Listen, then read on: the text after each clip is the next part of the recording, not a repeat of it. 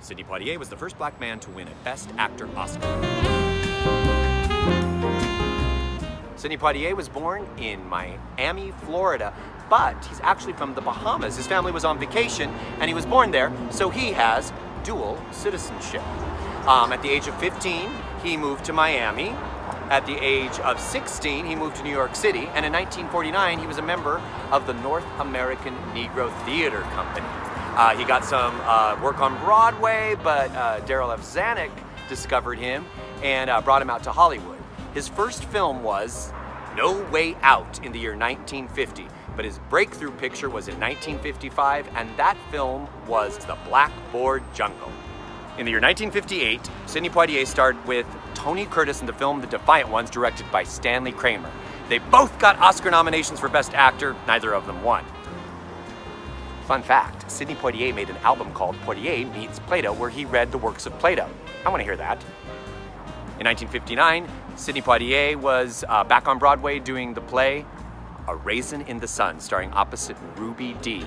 The same year, Sidney Poitier starred with Miss Dorothy Dandridge in the film Porgy and Bess. Dorothy Dandridge. And in 1961, he made the film version of the play, The Raisin in the Sun.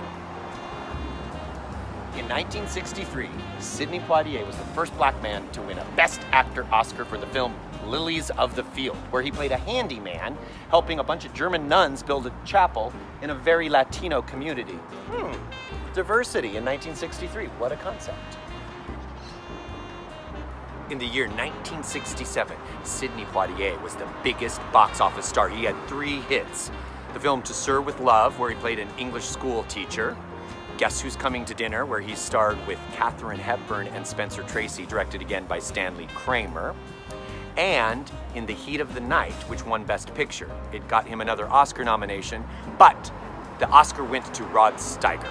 Now his character from In the Heat of the Night, Mr. Tibbs, they made 2 sequels. 1970 was They Call Me Mr. Tibbs, and in 1971 was The Organization. Fun fact, Sidney Poitier for 10 years was the Bahama ambassador to Japan. The next year, he tried his hand at directing. He did a Western called Buck and the Preacher, starring himself and Harry Belafonte. But his most famous direction would be the film Stir Crazy, starring Richard Pryor and Mr. Gene Wilder. Fun fact, for 8 years, Sidney Poitier was a member on the board of directors of the Walt Disney Company.